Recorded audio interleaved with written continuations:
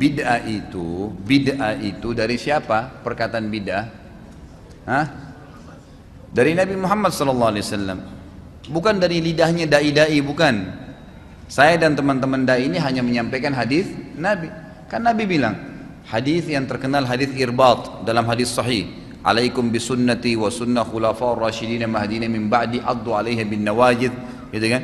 Berpegang teguhlah pada sunnahku, semua tuntunanku, kata Nabi, dan tuntunan para khulafa'ur rasyidin Abu Bakar, Umar, Uthman dan Ali, dan berpegang teguhlah pada sunnah-sunnah itu walaupun dengan harus gigi geraham kalian. Karena Nabi tahu nanti pada akhir zaman ini akan berat orang pegang sunnah Nabi, gitu kan? Akan dicela, akan dihina dan seterusnya. Kemudian beliau mengatakan wa iyyakum wa muhdatsatil umur, dan hati-hati kalian dengan perbuatan-perbuatan yang baru dalam ibadah. Ya, muhdatsat ini begini, perbuatan ibadah yang tidak punya tuntunan wahyu, itu muhdatsat.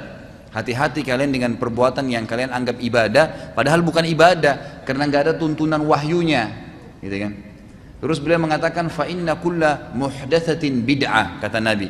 Semua perbuatan ibadah yang tidak punya tuntunan wahyu itu adalah perbuatan baru dalam agama. Bid'ah itu perbuatan baru dalam agama yang Nabi nggak pernah contohin dan juga sahabatnya. Terus Nabi bilang apa? Wa inna kulla bid'atin dhalalah. Semua bid'ah itu membawa pelakunya pada kekeliruan dan kesesatan. Nabi yang sabda itu. Nabi kita yang berbicara hadis sahih. Lalu beliau mengatakan wa inna dhalalatin finnar, dan kekeliruan dan kesesatan dalam ibadah, buat ibadah yang tidak Allah perintahkan dalam Qur'annya dan juga Nabinya contohkan dalam sunnah, akan membawa pelakunya pada api neraka karena sia-sia. Jelas sabda Nabi. Dalam hadis riwayat Muslim yang lain kata Nabi SAW, man ahdatsa fi amrina hadza ma laysa minhu fa huwa raddun aw mardud. Siapa yang berbuat ibadah yang tidak kami contohkan akan ditolak atau tertolak. Jelas sekali. Ngapain repot-repot ibadah yang tidak ada tuntunannya itu, yang ada tuntunannya aja sudah repot dikerjakan. Jadwal kita tuh rutin sudah ada yang ada sunnahnya, ada qobliyah subuh, ada subuhnya, kemudian ada zikir pagi. Coba jaga tuh. Saya tanya ikhwah di sini yang sudah rutin jaga ma'thurat zikir pagi. Tiap hari rutin kan terjaga on time? Itu aja kita kadang-kadang masih kelepasan, gitu kan? Zikir pagi, habis itu sholat duha. Sholat duha sudah nggak? 8 rakaat, udah dikerjain belum? Sudah rutin belum terjaga. Kemudian sebentar kita bekerja sudah duhur, ada qobliyah duhur, ada ba'diyah duhur, itu sudah rutin. Kemudian sebentar istirahat ada qobliyah asar, ada zikir sore. Sebentar istirahat ada qobliyah maghrib, ada ba'diyah maghrib. Sebentar istirahat ada qobliyah isya, ba'diyah isya. Sebentar istirahat ada tahajud. Ini baru yang rutin. Belum tilawah Al-Qur'annya, belum bersedekahnya, belum juga orang sakit, belum bakti dengan orang tua, belum silaturahim, belum banyak. Itu semua ada perintahnya, kenapa nggak dikerjain? Kenapa kok harus repot-repot cari perbuatan bid'ah ini untuk apa? Itu ngabisin waktu dan tidak diterima, saudaraku, gitu kan? Jadi kalau anda mengingatkan orang masalah bid'ah, kalau anda dikatakan Wahabi nggak apa-apa deh kalau dibilangin Wahabi, sudah. Orang ingatin baik sunnah Nabi kok malah dibilangin Wahabi. Nggak pernah ada istilah Wahabi di zaman Nabi. Semua ustadz subhanallah yang dikatakan Wahabi pasti lisannya mengatakan qala Rasulullah, dikatakan Wahabi. Ya sudah biarin aja bilang Wahabi deh. Habis gimana sudah dikatakan Nabi mengingatkan, dia enggak. Nabi enggak pernah kerjain, saudaraku, enggak apa-apa. Loh subhanallah. Nabimu dan kiaimu enggak pernah buat, kamu berani mau buat, gimana caranya? Buat-buat dalam agama. Enggak boleh gitu kan. Ingatin saja, kalau masalah dia bilang anda ini selalu sedikit-sedikit bid'ah, ya sudah, yang penting kita sudah ingatin gitu kan. Supaya jangan salah, karena masalahnya yang dia buat memang bid'ah, jadi diingatin. Kalau dia buat sunnah masa kita mau ribut-ribut? Nggak mungkin kan.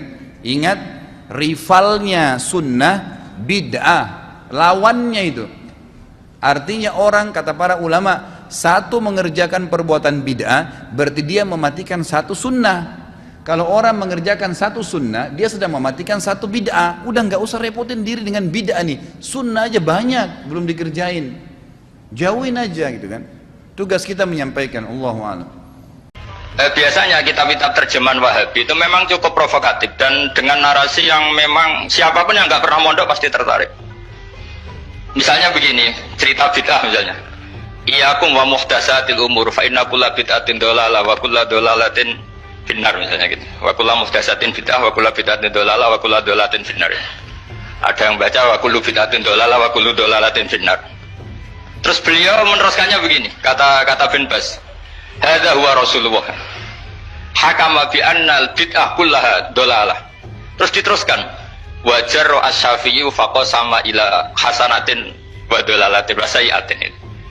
Jadi dengan narasi seperti itu tuh orang itu tahu bahwa Syafi'i itu kurang ajar tenan kira-kira gitu. Jadi dia ini Rasulullah yang mengatakan semua bid'ah ini dolalah, tapi Syafi'i lancang dengan membagi ada dolalah, ada sayyi'ah, ada hasanah, ada sayyi'ah. Ini aneh katanya. Wong Rasulullah yang Nabi saja bilang satu semuanya dolalah, kok dia bilang dua kan? Diredasikan jaro'ah, kira-kira makna sedannya yang lama atau berani. Sehingga orang mesti tanya, kenapa sih tidak ikut Rasulullah saja? Tapi ini satu ilmu, setidaknya ilmu perdebatan, bukan ilmu hakiki, karena kita tidak tahu yang diridhani Allah yang mana. Tapi kemudian Sayyid Muhammad dalam kitab Abwaabul Faros, juga dalam kitab-kitab beliau, menyanggah itu dengan mengatakan, jika makna bid'ah adalah yang nggak pernah dilakukan Rasulullah, itu salah besar. Terus beliau cerita sekian hal, termasuk yang diceritakan adalah ada seorang sahabat ketika sholat dengan Rasulullah tidak pakai doa mainstream, yaitu ketika i'tidal sahabat tadi bilang alhamdulillah hamdan katsiran thayyiban mubarakan fi. Setelah itu setelah Nabi habis sholat, umul qail, siapa tadi yang melafadzkan itu? Semua sahabat diam karena takut disalahkan. Tapi apa yang dikatakan Nabi? Tidak, saya tidak akan menyalahkan. Saya tadi melihat isna asra malakan. Saya tadi melihat 12 malaikat. Yabtadiruna ayyuhum yaktubu awwalu. Semuanya itu bergegas siapa yang nulis awal. Terus kata sahabat tadi, ha anada ya Rasulullah. Padahal ini satu kalimat yang bahkan Rasulullah tidak mengajarkan. Dan Rasulullah bahkan iskal. Kenapa ada kalimat itu? Tapi toh dibenarkan oleh Allah dan Rasul. Cerita Sayyid Muhammad kedua adalah ada sahabat setiap ngimami itu main kulhu. Wah, ngimami apa saja main kulhu. Singkat cerita makmumnya tuh gerutu, ini orang kok main kulhu terus ini. Setelah dilaporkan ke Rasulullah, ditanya sama Rasulullah, kenapa kamu main kulhu? Ini dilaporkan ke saya. Kata si musolli tadi, imam tadi, di annaha sifatur rahman. Dalam surat itu semua sifatnya Allah. Maka fa'ana uhibbuha. Saya senang itu. Apa kata Rasulullah? Saya disuruh bilang Allah ke kamu bahwa Allah mencintai kamu karena kamu mencintai kulhu. Terus keterusan sampai sekarang itu orang-orang NU baca kulhu terus itu. Karena sekali baca idza samsu kuwirat mesti keponting gitu. Tapi artinya itu dibenarkan Rasulullah min ghairi sabqi ta'limin minhu, tanpa ada pelajaran dari beliau. Runtuhlah teori bid'ah bahwa bid'ah adalah semua yang nggak pernah dilakukan Nabi, diajarkan Nabi. Nyatanya beberapa kali Nabi membenarkan sesuatu yang belum pernah diajarkan oleh beliau. Masalahnya adalah tidak semua orang baca kitabnya Sayyid Muhammad atau baca tidak paham. Nah, sementara kitab Hadhihi Mafahimuna itu diterbitkan secara masif oleh pemerintahan Arab Saudi dan ada terjemahnya lagi, sehingga yang nggak bisa Arabnya bisa terjemahnya.